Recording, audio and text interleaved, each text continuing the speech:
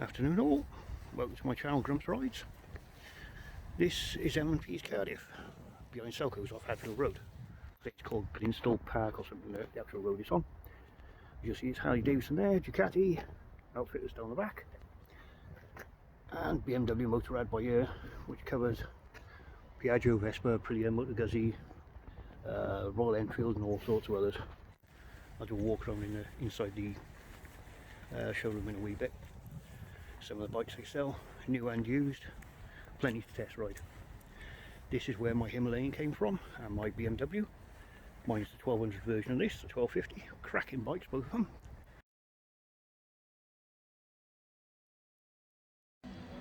Right, just so you all know, this is BMW Motorrad, M&P's Cardiff. This is where my Himalayan was bought from, and my BMW 1200.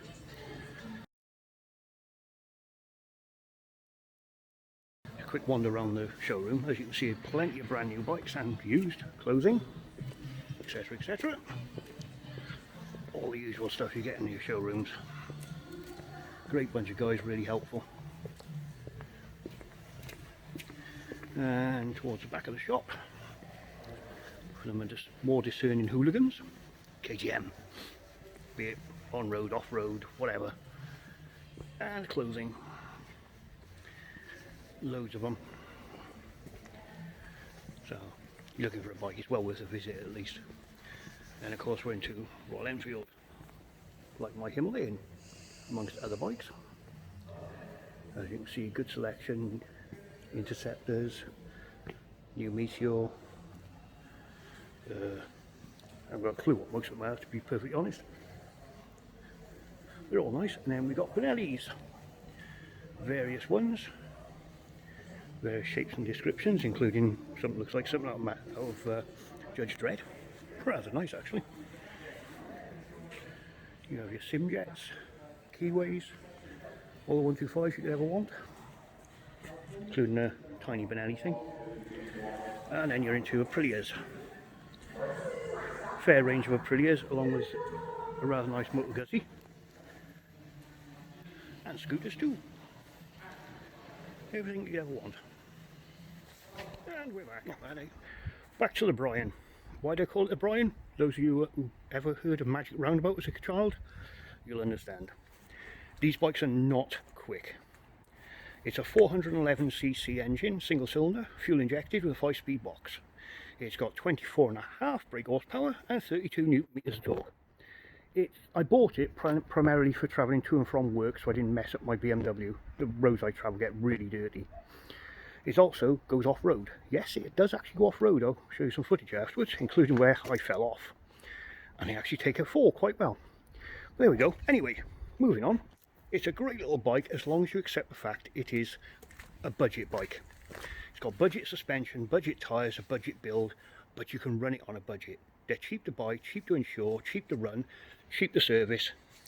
Ideal if you want a cheap bike. Now, a lot of reviewers will compare this to things like the KTM 790, 890 Adventure, some of the BMW 800s or 700s, maybe even the Yamaha Tenere T7. They are nothing like it. They are far superior machines, far superior equipment, and they cost you a damn sight more. One of these, brand spanking new, which would be a 21 plate Euro 5 compliant bike, can be picked up for just under £5,000 on the road. Obviously things like the luggage boxes here, they're extras. Excuse me, the crash bars, they're extras. But the basic bike is about 4.5, 4.7, something like that. I'm not quite sure exactly the price. That's a Euro 5 brand new bike with, I believe, a 3-year warranty. You're not going to get a Yamaha or a BMW KTM for that. You can add another 3 or 4 grand on top just for the basic model. But it depends what you want, what your budget is. My budget was quite tight. I wanted a cheap bike. I've got a cheap bike. So what's it like? Well, the tyres, as I say, are budget. They're called CEAT, C-E-A-T. They're a sort of semi-off-road, I suppose, 50-50 tyre. They're okay on the road. They handle reasonably well. 17-inch rear, 21-inch front. In the wet, I'm a little dubious, or I'm cautious, I should say, because of there being budget tyres, but they've not caused me a problem yet. Touch wood. The brakes, discs front and rear, The front's not brilliant, but it will stop you. The rear is actually a slightly better brake. It's got ABS fitted, obviously, because it's Euro 4 compliant, but you can't switch it off on this one. I believe the Euro 5 you can, which is great when you're off-roading if you want to switch off the ABS and lock up the back tyre, for whatever reason. It always comes, as far as I'm aware, with a centre stand, which is great for maintenance. I've added this little foot plate, an eBay jobby, onto the kickstand just to make it easier when you park it in the mud so it doesn't fall over. And I removed the rubbers from the foot pegs so I got better grip. It's only a 10mm bolt underneath and off they come. Well, you can leave them on. Now this one also came with a nice little grill cover for the oil cooler. And I've installed these, I believe they're 15mm risers on the front mudguard, which gives a bit more clearance on the front tyre, stops it clogging up with mud. Mine came with the braced handlebars. Great, and I was going to fit back busters, the handguards, but I noticed back busters mount about here, so they wouldn't work. So I will eventually be getting a normal Royal Enfield plastic guards, which only bolts the end of the bars. Not as good as back busters, but good enough for what I need. What else we got? Well, you got the luggage, which easily undoes. If I can undo it. Not a bad size, you know. You got my chain and stuff in there. Pair of waterproofs, because this is Wales. If I can shut it, there we go. The indicators have had to be moved from their original point, which is down here. You get blanking plugs for there, and then move to here when you have the racks fitted for the luggage. It's pretty much bog standard otherwise, standard exhaust. I've got no complaints with it, I'll be fair. I mean, realistically, you can cruise at around 60 to 70 miles an hour. I'm 15 and a half stone, 5'8", so I'm not exactly aerodynamic or slim. And I've seen 70 out of it quite comfortably. 60 I think is a more realistic pace for cruising. I've done quite, well, I say about 500 miles in a month. So I use it for commuting back and forth to work. I do A roads, B roads, country lanes, some mild off-roading. I say there will be footage a bit further on. It does everything I want it to do. Fuel consumption. I've heard figures of 70, 80, 90 mpg. Honestly, I don't know. What I do know is this morning while I was out, my trip meter said 170 miles and the warning light comes on. Basically, I've got my keys with me. Basically, down the bottom here is a warning light and it'll start flashing fuel and it'll tell you how many miles you're doing. Now, I don't know how far it goes on that warning, so I immediately go to a garage and fill up. It'll say 170 miles done today. And that was mixed riding, including round town, miles off-roading, A roads, B roads, and it cost me £12 to fill the tank.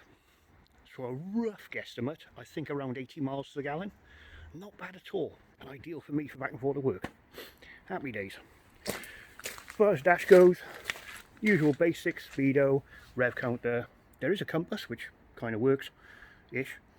Fuel gauge, all the bits you need, nothing you don't. These ones come with a cold start lever, like a choke, for firing up when it's cold. Odd, but there we go, consider it's fuel injected. Nothing much else to say about it really. Great little bike for what it is. Easy to maintain. If you're okay with spanners, you know your way around the toolbox sort of thing. They're quite simple to service. Oil, filters, and believe it or not, the valve clearances are not shims on these, they're actually adjustable. Good old-fashioned spanners to adjust the valve clearances from what I've seen. So servicing should be pretty easy for anybody who's fairly competent with a box of spanners. My advice for these things, test ride one. They're great fun. I know you don't really get a full sense of it in a half-hour ride around, but they are great. But don't go in with the belief that it's a cheap alternative to a KTM. It's not. It's nothing like a KTM or a Tenere. It's a budget bike. I compare it to the old Land Rovers. It's a bit agricultural, it's a bit basic, everything's a little bit clunky, but it will get you there.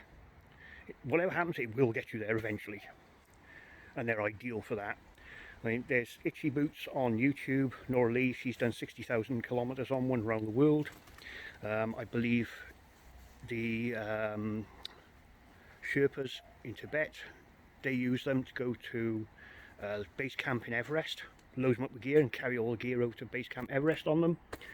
I mean, Enfield's little sales thing is all roads, no roads, and they are quite literally okay on any road and no roads. I know, I've done it. But what a fantastic little bike for what they are and for the money. You can't go wrong.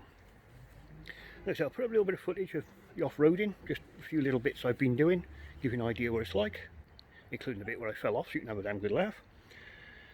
But highly recommend it if you're looking for a budget bike that'll do for basically travelling to and from work. A little bit of mild off-roading, light green laning, that sort of thing. Absolutely fantastic. It's not going to get there in a hurry. The brakes are not fantastic. The suspension ain't brilliant. I mean, your front suspension's non-adjustable, the rear's got preload, that's it. But realistically, what more do you need? You know, if you want better, go spend more money. As simple as that. You want to spend 7, 8, 9 grand, go spend 7, 8, 9 grand on a KTM or whatever. These things, less than 5 grand, you've got a perfectly acceptable bike for travelling around on. I can't fault it personally, and I really like it. So there you go. That's my review of my little bike, my little Brian. Brilliant bike, love it to bits. There'll be a few alterations being done to it. I'm putting handguards on. Oh, there's one other thing down here. I'm putting a guard to cover the rear brake master cylinder in case it gets damaged off-road. A lot of people said, oh, put an exhaust on. Lextech do one for about 110 quid and you get big bore kits and camshafts. And yeah, I could do. I could throw a few hundred quid into it, or even £1,000 into it, and it'd go a tiny bit better than it does now. Or I can just not bother and leave it alone. And if I really want to go quicker and more powerful, I'll just buy another bike. Spend the money on a bigger bike, more powerful bike, or a better bike. Simple as that. What do you want for the money? Anyway, enjoy this little bit of off-roading stuff at the end, and of course me falling off, and hopefully I'll see you again. Please do like, subscribe, share my videos, whatever you have to do with YouTube. It really does help my tiny little channel. It's growing slowly, very slowly. I'm hoping to have a few changes coming up in the near future, but we'll wait and see. Anyway, take care all, be safe, ride safe, have fun. Bye now.